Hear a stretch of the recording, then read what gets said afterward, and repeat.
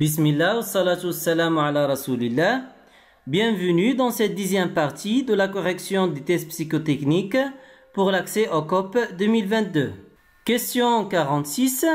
Parmi les propositions A, B, C et D, indiquez le point commun entre MS Office et OpenOffice.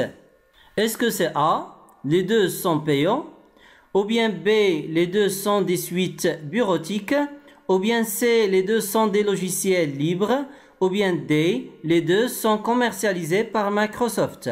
La bonne réponse à cette question, c'est B, ça veut dire tous les deux sont des suites bureautiques.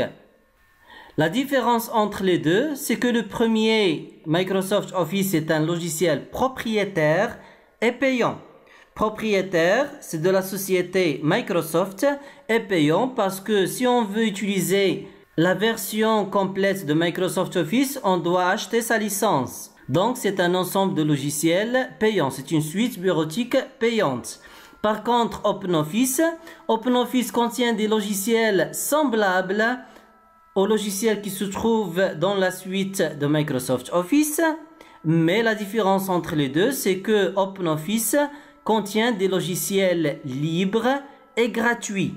Libres, ça veut dire ils ne sont pas propriétaires, donc tout le monde peut les modifier, peut modifier leur code source. Si vous êtes un développeur et si vous voulez modifier le code source des logiciels de cette série-là, il n'y a aucune loi qui va vous interdire cela puisque c'est un logiciel libre ou bien c'est un ensemble de logiciels libres.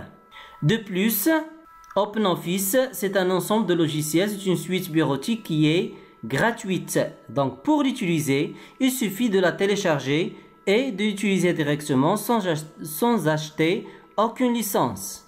Et donc la bonne réponse à cette question, c'est B. Question 47. Parmi les propositions A, B, C et D, un classeur Microsoft Excel est A. Un fichier d'extension .exe, ou bien B. Un document à plusieurs pages, ou bien C. Un tableau composé de plusieurs lignes et colonnes, ou bien D. Un ensemble de feuilles de calcul. La bonne réponse à cette question est D. Ça veut dire un classeur Microsoft Excel, c'est un ensemble de feuilles de calcul. Et pour plus d'explications, je vous invite à voir les vidéos de l'introduction à Microsoft Excel. Je vais laisser son lien dans la description de cette vidéo. Pour numéro A, un fichier d'extension .exe, on l'appelle un fichier exécutif. C'est un fichier directement installable sur un ordinateur par exemple.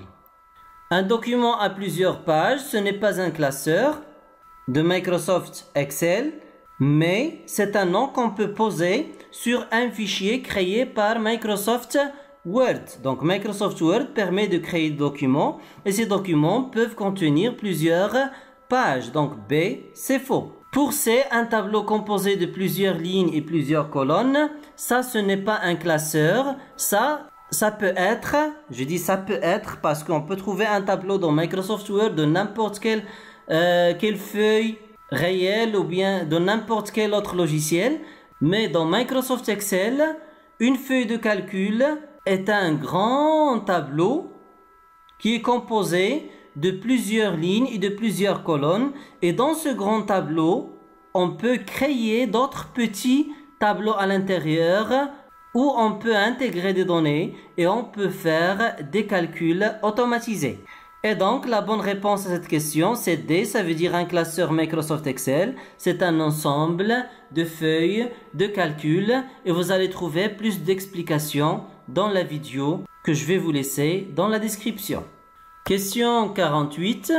Encore une question de Microsoft Excel.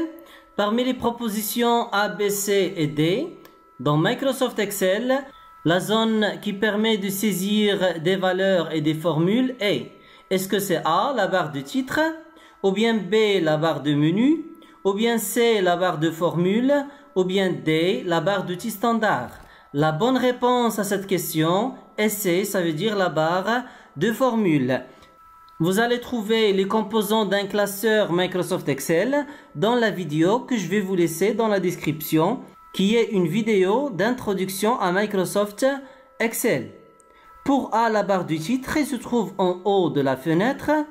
Pour la barre de menu, c'est la barre qui contient le menu fichier, édition, insertion, etc. Mais elle est remplacée dans les dernières versions par le ruban. Pour la barre de formule, il permet de saisir des valeurs et des formules de calcul. Et pour la barre d'outils standard, c'est une barre d'outils qui contient 10 outils, par exemple pour enregistrer, pour annuler, pour imprimer et d'autres fonctionnalités. Mais elle est remplacée dans les dernières versions par les éléments du ruban. Question 49.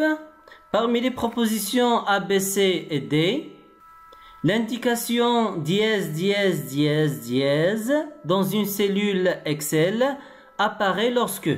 Donc si on trouve dans une cellule Excel ce symbole-là, un ensemble de dièses en général, est-ce que ça signifie A, la formule a un argument non approprié? Ça veut dire que nous avons saisi une formule avec un mauvais argument. Ou bien B, le calcul demandé implique la division par 0. Nous avons inséré une formule où nous avons fait la division par 0, soit implicitement, soit explicitement. Ou bien C, la fonction contient un mot incorrect. Ou bien D, l'intégralité du contenu de la cellule ne peut pas s'afficher. La bonne réponse à cette question est D, ça veut dire l'intégralité du contenu de la cellule ne peut pas s'afficher. Donc si une cellule est petite en taille et il y a un contenu calculé qui est très grand, cette cellule-là ne va pas afficher le résultat de ce calcul, mais elle va afficher le symbole dièse, dièse, dièse, qui signifie donc que l'intégralité du contenu de la cellule ne peut pas s'afficher. Et je vous invite à voir, en plus de la vidéo d'introduction à Microsoft Excel, de voir la vidéo sur les calculs dans Microsoft Excel, que ce soit par les formules de calcul ou bien par les fonctions prédéfinies. Question 50. Parmi les propositions A, B, C et D, le web désigne A, un navigateur des pages accessibles sur des sites internet, ou bien B, un système permettant de consulter avec un navigateur internet des pages web sur des sites, ou bien C, un logiciel utilisé à distance par un accès internet, ou bien un réseau internet au sein d'un pays. La bonne réponse à cette question, c'est B, ça veut dire un système permettant de consulter avec un navigateur internet des pages web sur des sites. Souvent on utilise internet pour dire le web, le World Wide Web, et parfois on utilise le World Wide Web pour désigner internet, mais il est en fait une partie d'internet. En résumé, internet, c'est le réseau mondial des réseaux informatiques, des réseaux d'ordinateurs, d'appareils numériques, smartphones, robots, objets connectés, etc., etc. C'est le plus grand réseau du monde, c'est le réseau des réseaux. C'est l'infrastructure physique qui permet d'assurer cette communication.